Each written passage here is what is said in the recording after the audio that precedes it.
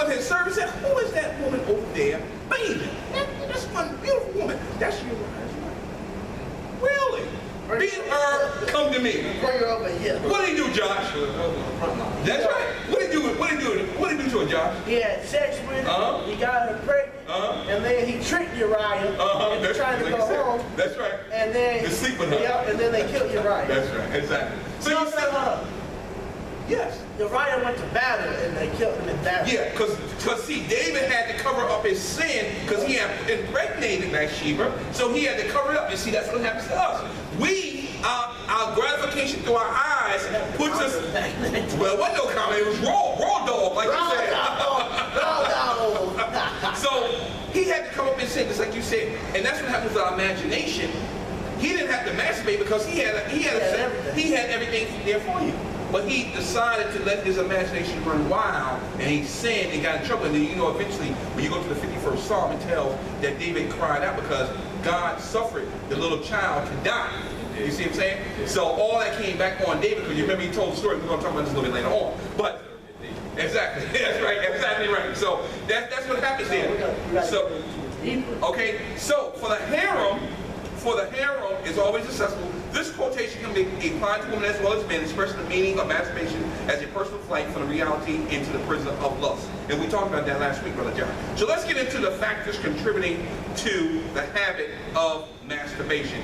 Masturbation is a complex phenomenon. The Sacred Congregation of the Catholic Education in 74 pointed out that one of the causes of masturbation was sexual imbalance. It could be possible, but I don't buy that too much. We're going to get it deeper now. In education, effort should be directed rather towards the causes than attacking the problem directly. Indeed, there are many factors applied in terms of sexual imbalance. Now, here's the key. Brother Dwayne, I want you to read it. B. We would not understand why a person is burdened with this habit unless we know something about his background. Yes. From listening to people, one discerns that loneliness is a prime mover. Stop right there. Number one of the reasons could be of masturbation is loneliness. If we have nobody, we feel that we're not good enough as a man to get a woman, we're lonely. We don't associate with nobody, we don't talk to nobody, we go home, we be by ourselves. That's the main reason why masturbation starts, because the imagination is running. My word, nobody can touch me. Nobody can touch me. That's right. I can do it. I can have any woman I want, any time of the day, any night. I got the woman I want. Go ahead, brother. Leading the individual into isolation. Fantasy. Stop right there. Isolation. When you're lonely, you isolate yourself. You draw yourself back. A lot of the crimes that are committed in our society today, 9 times out of 10, they say the people that say they committed a crime, they tell that man was isolated. He never said nothing. He was always, see, here it is. He's silent. And that's the killer with us as men. We draw back. We don't talk because the man box. Go ahead, brother Josh. Don't mess with silent people. Yeah. Because you never know what they're capable of doing. That's right, absolutely. So like, I'm a quiet person, but you know, like I am too. I talk. I'm kind of a introvert. Yeah, like I like to be by myself sometimes. Yeah, but then a lot of times I like to be around people. See, it can go both ways because you know when I'm silent, you know I'm usually thinking. You know, people they be like, hey man, you alright? Yeah. Leave me alone, man. I'm thinking right now. Yeah. And you know, like some people they like that are silent, like they can commit suicide. Yes. And people won't even know that they're going through something because they're not going to talk about it. Yes. And so like with this isolation thing, yes, you're always going to try to talk to somebody. That's I mean, correct. You never know if they're quiet, they're going to talk to you or not. Yes. But it's worth the try because yes, you never know what that person might be thinking. That person might be thinking about suicide. yes, yes. Nobody wants to talk to you Yes.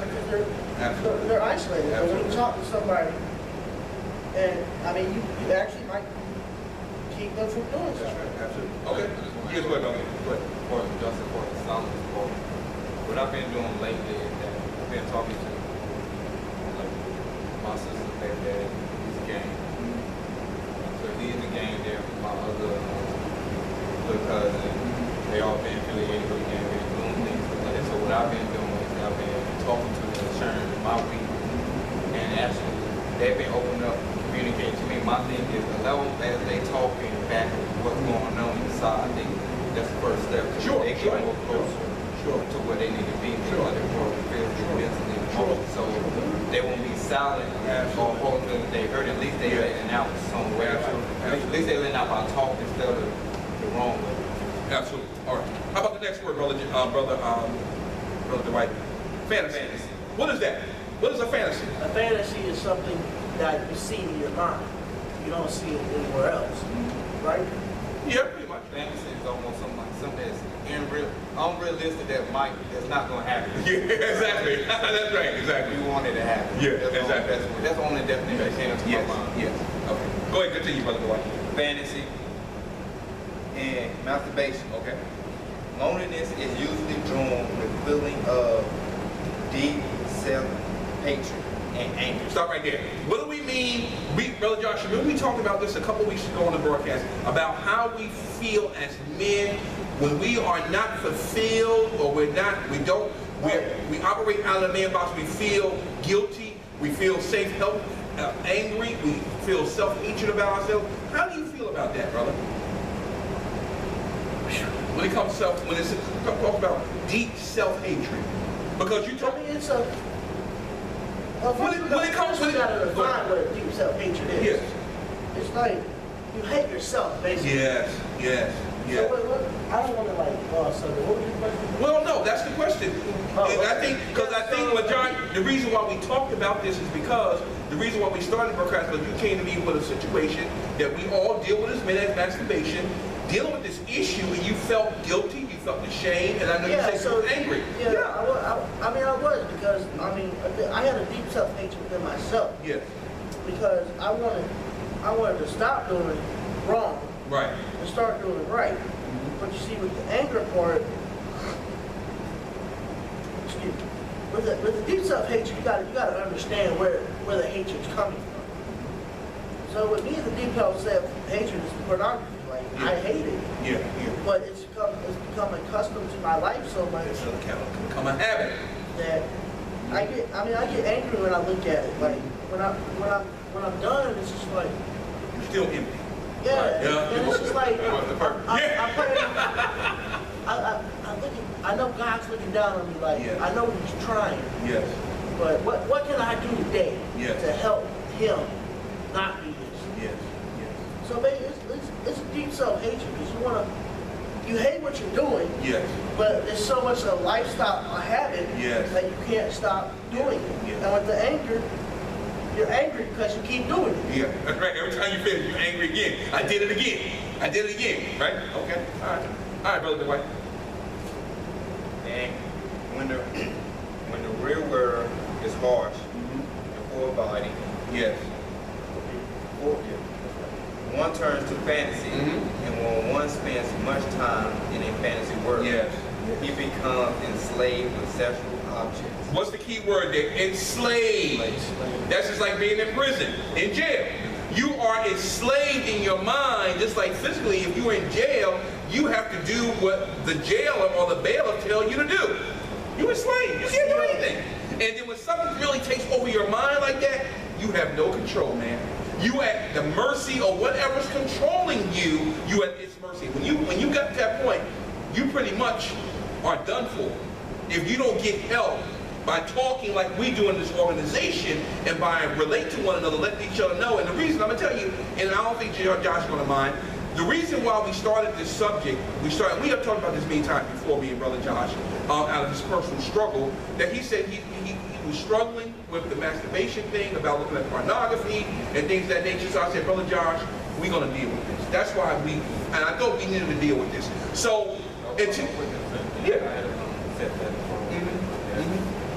So talking again, which I was talking out, getting help. But it's like reconstructing your mind to replace that. To replace that habit. That's right. So I found something that was more better for like reading. Yes. And it's like being busy, being more productive. When you're busy, being more productive. You ain't gonna think about it. You're not gonna have time. That's right. Unless you have gotten so deep into it, those thoughts are embedded or burned into your memory, and that's all that's driving you in your daily activity. I can't wait to get home. Man, I gotta look at this video. You see what I'm saying? So, but I'm saying that's why we're doing this. So to take that, like I told you before, if you want to get out of that, you got to take something, like Brother Dwight said, you got to take something good and replace that bad with it. If you don't, it's not going to help. You're still going to be there. But you have to put those things in place to be able to get over that hump. You know, I've actually lessened my time. Okay. Yeah. Well, we hope I try to do it once a day. Right. If not, at all. Yeah. Well, you'll get over it. It takes time. Nothing's going to happen overnight, son. Nothing's going to happen overnight. Like, That's going to happen though. like anything, like exercise and working out. Sure. And I say exercise because when you exercise, it changes your mindset. It sets your But see, mindset. that can also be a bad thing too, because you'll get so accustomed to that. And maybe you'll try to go over the edge like, oh man, I can do one more.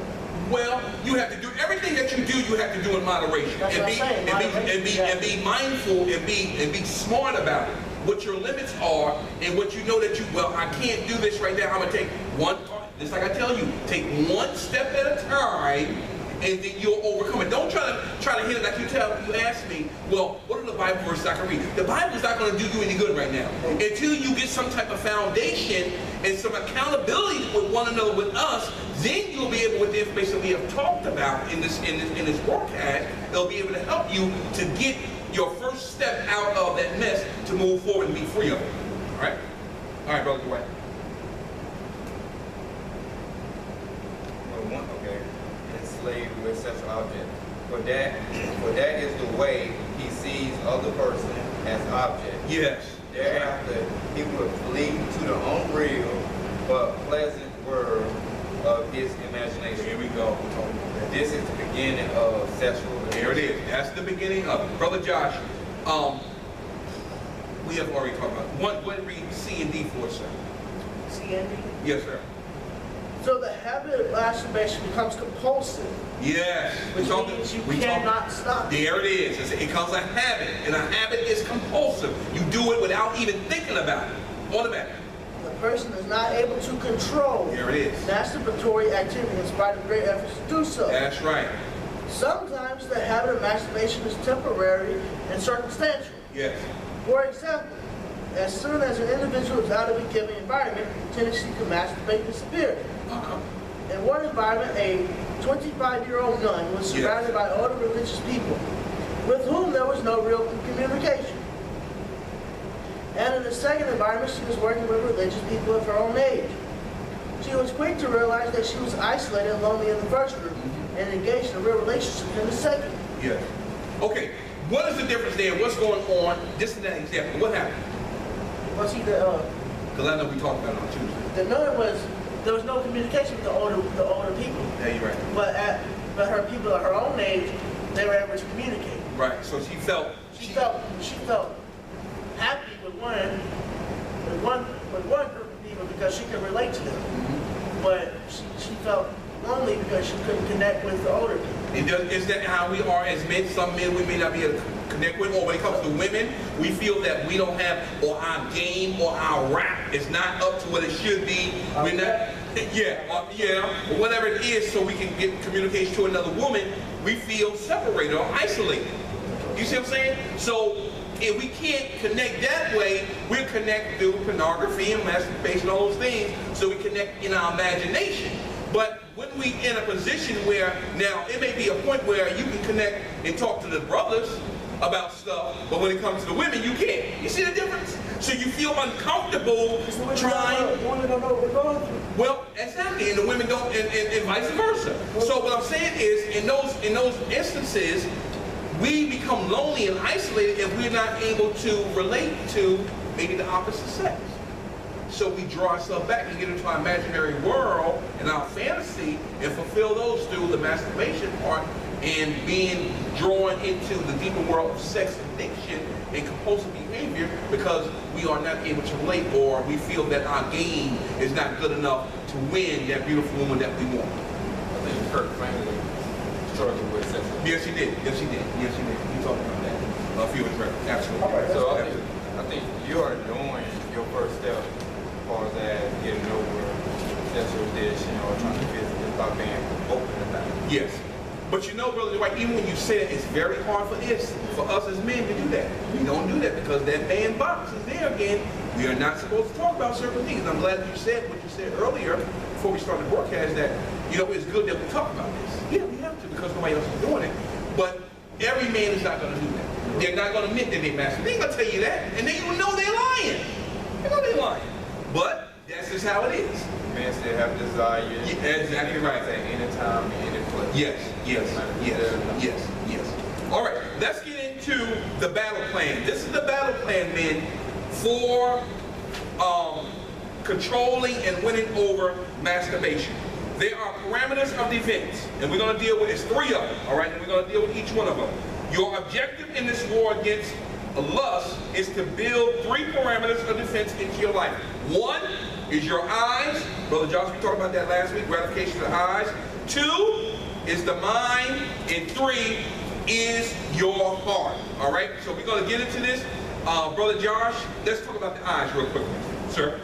With your eyes, your first perimeter outmost defense, consider it a wall with a keep out signs all around it. What does that mean, brother? What does that mean to you? You got to keep out the negative. That's right. But okay, so if you say that, but that's easier said than done. So how do we, when we see a beautiful woman, how do we, and we're going to get later on, we're going to give you some solutions to this as we get a little bit long down into the broadcast. How do we put up those stop signs or keep out signs when it's hard for us to control those desires of looking at a woman? I mean, you can look at it. Okay. Don't like, if you catch yourself staring at her, Yes. avert your eyes Yes. to something else. So what you're saying is that we, and I have done this, and I have done this, we have all done this as men. It's good when we can appreciate a woman for her beauty and let it go at that. Okay, she's a beautiful woman, man, she's very nice. And keep on rolling. The step that I tried, or that I did, from probably how you look at women in the streets, instead of looking at up and down, Yes. try to focus on their face. Yeah, Like this. yeah. Just like how we have a conversation, Yeah. just look at it. Yeah. And they have to make eye contact. Yeah, smile. sure. Try to keep going. I ain't saying that it's I know. that simple, but It's like, yes. Going. Yeah, because so she knows the first thing, yeah. She knows the first thing that you're looking at. You know what I'm saying? Exactly. That's true. That's right. All right, Brother Dwight, number 2. In your mind, Yes. your second perimeter. Here, you evaluate and capture object of lust rather than block them out. Oh, so what does that mean to you, brother? Once it comes to the mind, you bring it in. So it's like when you look at it, it goes straight to your brain. So now that you're going through all these events and things like that about her, or if you're stripping her, things like that, you're just saving the image of what you saw, where you wanted, or what you really want to see in your mind, or the way you can put it the way you want to see it. Right. Okay, so basically we got to evaluate and capture it. If we evaluate it, but we don't meditate on it to a point where it controls us. And then from that point, then we capture it to a point where we can move away from it and then go about our business. If not, it's going to control us. Anything on that, Brother Johnson? Okay? All right. In your heart, your innermost perimeter, which is the 3rd one, this is built by strengthening your affection for your wife or your girlfriend and commitment to her. We as men, that's the way our problem is. We may have a woman in our lives, but the problem with us as men, we don't have that commitment factor. It's very hard to commit. It's very hard for us to commit and say, I love you, because that we feel when we say that word, I love you, that's a commitment word that ties us in. Well, I can't move out of that box. I'm in that box, I'm stuck, and I can't do what I want to do. That's why it's so hard for us for men to say certain things to a woman, because we fear that commitment. Here it is. That's it. And if we can get past that, we can win a lot of our battles. I think like a man, you seen that? No. Think like a man is about a couple of friends. Some was married. Yeah. One was married. Yeah. One didn't want to get married at the time, and Kevin Hart was, he played a divorced husband. Right. And there was another guy, played a friend that we just dated. Right. Girls, Right. He didn't want to Right. commit. He didn't want to commit. He didn't want to commit. Yeah. I think that's one of the jobs that got that movie that got. Yeah. We run or try to run away from men, Yeah. females, things like that. Yeah. Exactly. We're not ready. Exactly. We're not ready. Some of us are never ready because we're scared of what that commitment means. We want to have that freedom to do what we want.